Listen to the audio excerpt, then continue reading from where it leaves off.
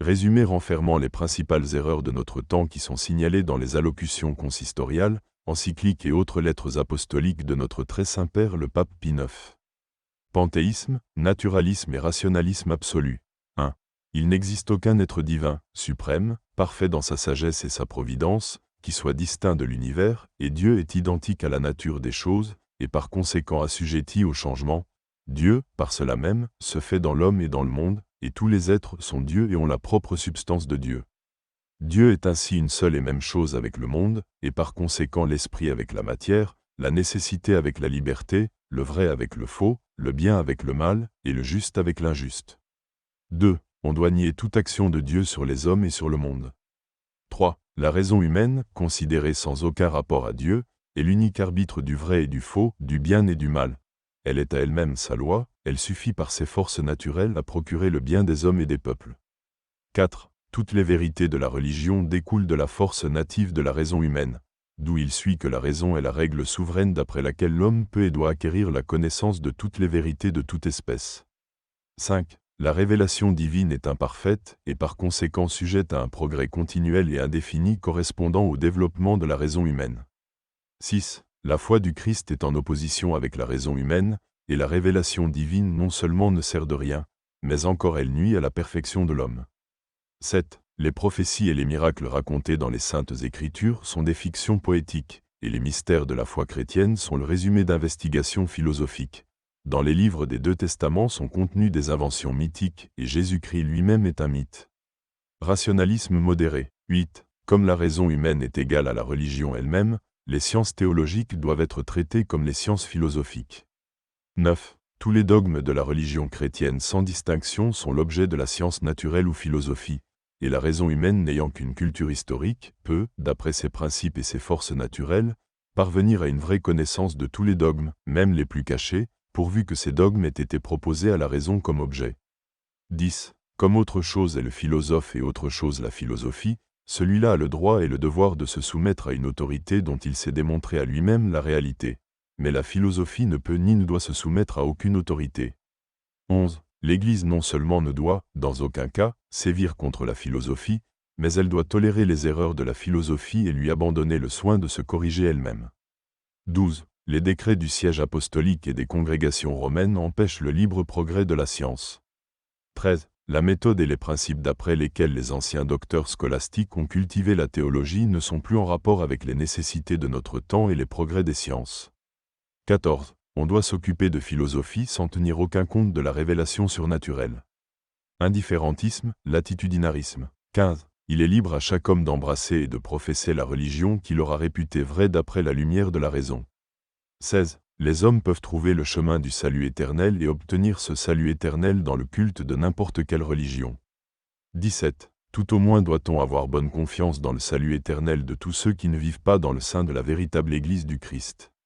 18. Le protestantisme n'est pas autre chose qu'une forme diverse de la même vraie religion chrétienne, forme dans laquelle on peut être agréable à Dieu aussi bien que dans l'Église catholique.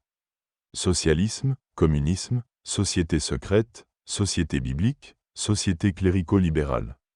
Ces sortes de pestes sont à plusieurs reprises frappées de sentences formulées dans les termes les plus graves par l'encyclique Qui Pluribus, du 9 novembre 1846, par l'allocution Quibus Cantisque, du 20 avril 1849, par l'encyclique Nostis et Nobiscum, du 8 décembre 1849, par l'allocution Singulari Quadam, du 9 décembre 1854, par l'encyclique Quanto Conficiamur Moeror, du 10 août 1863.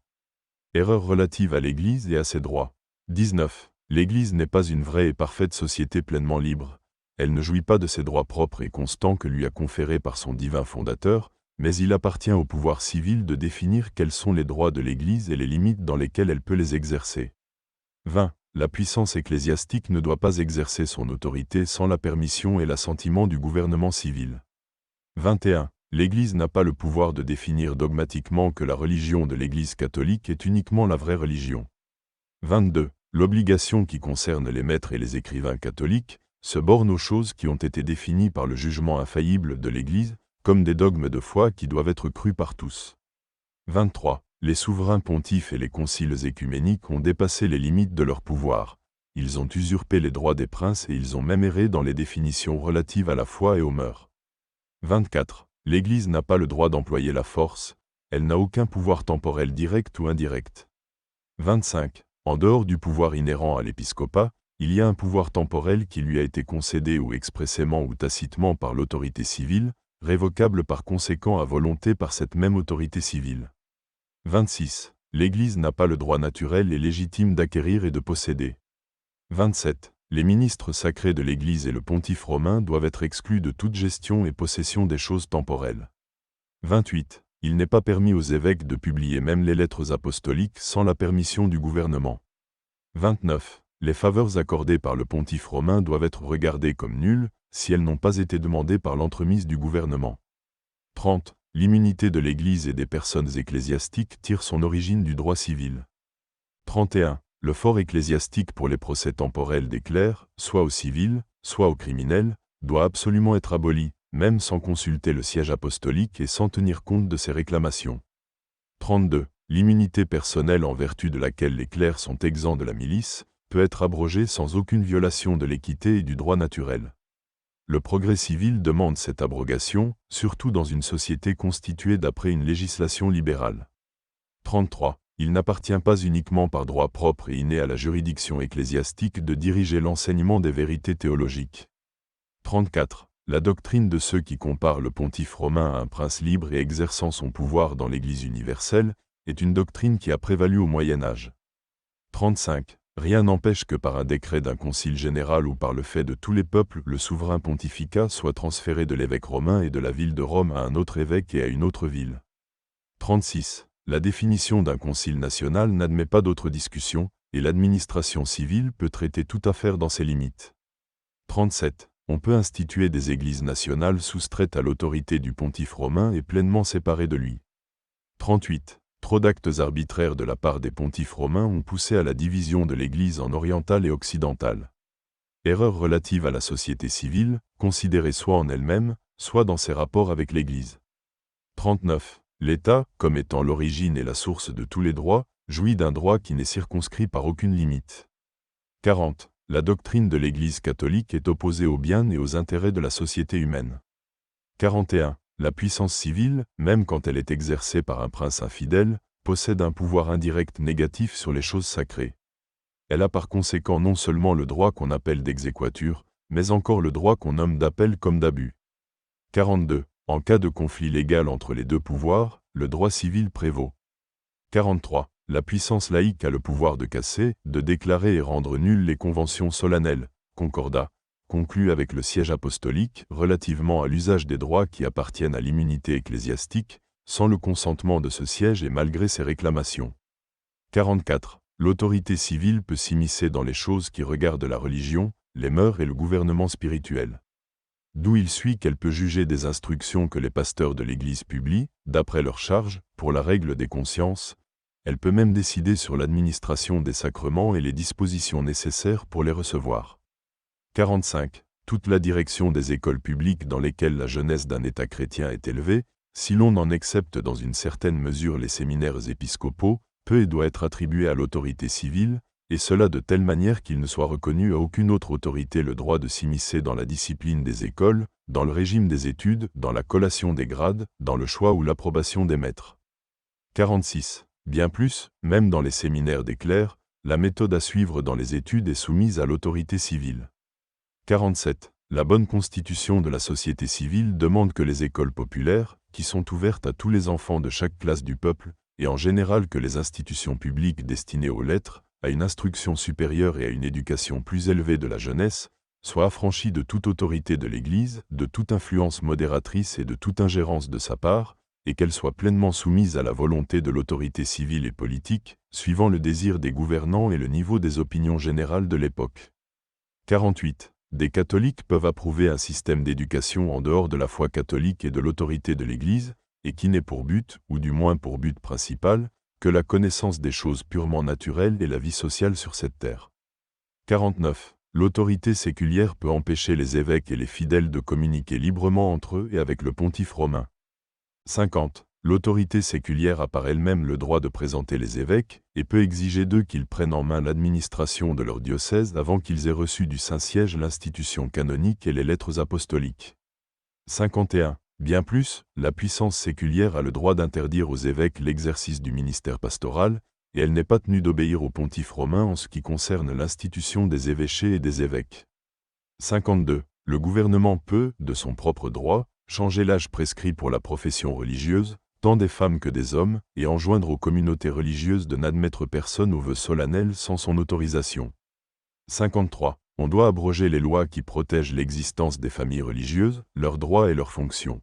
Bien plus, la puissance civile peut donner son appui à tous ceux qui voudraient quitter l'état religieux qu'ils avaient embrassé et enfreindre leurs vœux solennels. Elle peut aussi supprimer complètement ces mêmes communautés religieuses, aussi bien que les églises collégiales et les bénéfices simples, même de droits de patronage, attribuer et soumettre leurs biens et revenus à l'administration et à la volonté de l'autorité civile. 54. Les rois et les princes, non seulement sont exempts de la juridiction de l'Église, mais même ils sont supérieurs à l'Église quand il s'agit de trancher les questions de juridiction.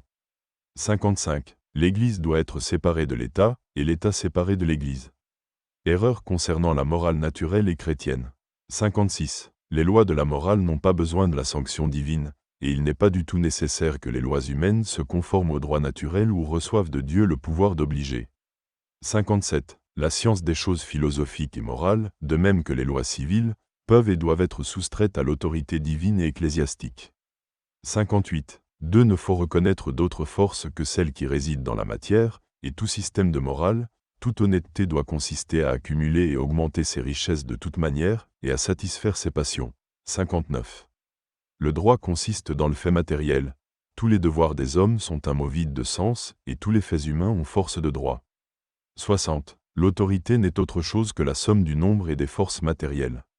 61. Une injustice de fait couronné de succès ne préjudicie nullement à la sainteté du droit.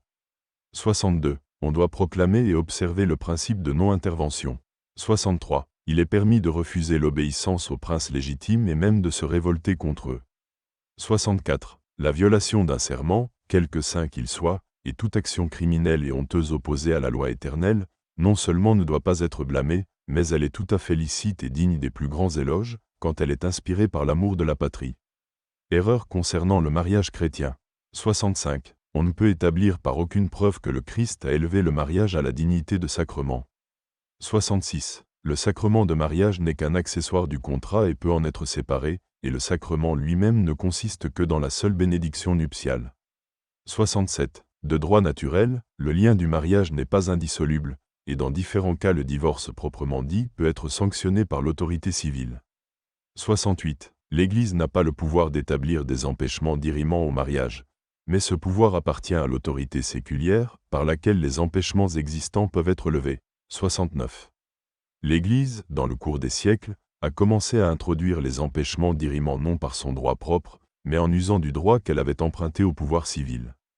70. Les canons du Concile de Trente qui prononcent l'anathème contre ceux qui osent nier le pouvoir qu'a l'Église d'opposer des empêchements dirimants, ne sont pas dogmatiques ou doivent s'entendre de ce pouvoir emprunté. 71. La forme prescrite par le Concile de Trente n'oblige pas sous peine de nullité, quand la loi civile établit une autre forme à suivre et veut qu'au moyen de cette forme le mariage soit valide. 72. Boniface VIII a le premier déclaré que le vœu de chasteté prononcé dans l'ordination rend le mariage nul. 73. Par la force du contrat purement civil, un vrai mariage peut exister entre chrétiens, et il est faux ou que le contrat de mariage entre chrétiens soit toujours un sacrement, ou que ce contrat soit nul en dehors du sacrement.